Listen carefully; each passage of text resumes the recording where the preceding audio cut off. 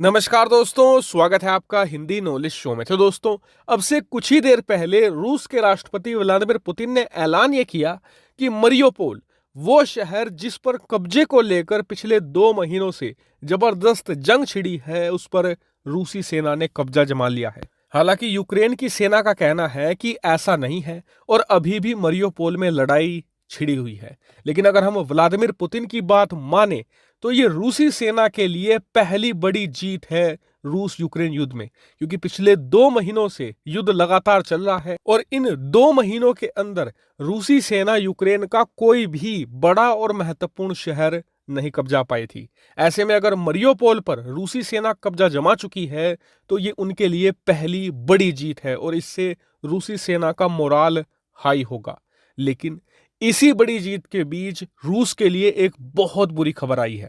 दरअसल आपको याद होगा कि अब से कुछ दिन पहले मैंने आपको खबर दी थी कि रूस ने भारत को तेल ही नहीं, इसके अलावा कोयला, खनिज पदार्थ और दूसरा कच्चा माल भी बहुत ही सस्ती दरों पर ऑफर किया है। और उस समय भारत रूस का ये कच्चा माल खरीदने को तैयार हो गया था, स्पेशली कोयला, क्योंकि इसका इस्तेमाल किया जाता है भारत में बड़े लेवल पर स्टील प्लांट में। ऐसे में जो भारत द्वारा बनाए गए प्रोडक्ट थे वो दुनिया भर में सस्ते हो जाते अगर भारत रूस का ये कच्चा माल इस्तेमाल करता। लेकिन आज ही खबर आई है कि जो भारत की सबसे बड़ी स्टील कंपनियों में से एक है, यानी कि टाटा स्टील, उसने रूस से हर तरीके का कारोबार करने से मना कर दिया है। साथ ही रूस का कच्चा माल, इसके अलावा जो कोयला आता है जिसका इस्तेमाल किया जाता है स्टील प्रोडक्ट बनाने में, उसे भी लेने से साफ इनकार कर दिया है। और टाटा के इस ऐलान को रूस के लिए एक बड़ा सदमा और करारा झटका माना जा रहा है। क्यों? क्योंकि रूस को यह लग रहा था कि भारत को एक कच्चा माल, स्पेशली कोयला बेचकर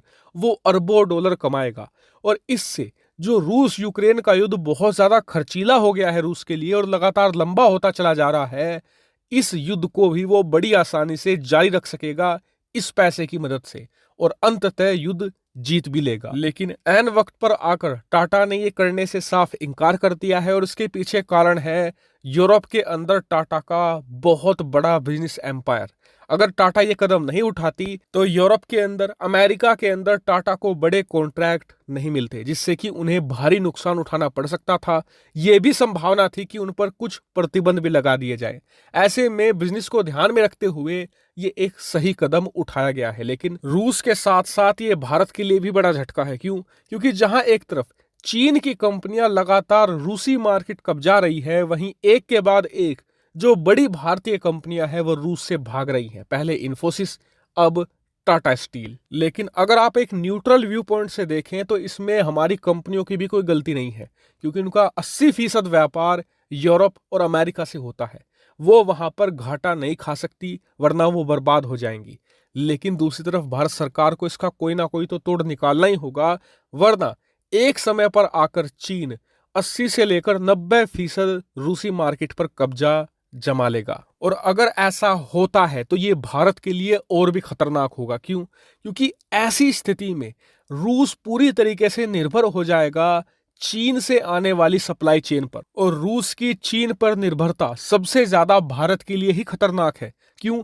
क्योंकि कल को अगर भारत और चीन के बीच में गलवान घाटी जैसी कोई लड़ाई चलती है तो चीन रूस को ब्लैकमेल कर सकता है कि आप भारत के खिलाफ हमारा साथ दीजिए, और रूस को देना पड़ेगा। क्यों? क्योंकि अगर ऐसा नहीं करेगा तो चीन एक छोटा सा झटका देगा और पूरी रूसी मार्केट को हिलाकर रख देगा। क्यों? क्योंकि जब सारी मार्केट चीन पर निर्भर होगी, ऐसे में जैसे चीन चाहेगा रूसी मार्केट ऐसे ही चलेगी और रूस अंत में चीन की एक कठपुतली बनकर रह जाएगा। और भारत को ये चीज कतई नहीं होने देनी है। रूस के अंदर अपनी प्रेजेंस को लगातार बढ़ाना है, उसे घटाना नहीं है। हालांकि इस पूरे मुद्दे पर आपका क्या व्यू पॉइंट है, कमेंट करके जरूर बताएगा। Thank you very much for watching video.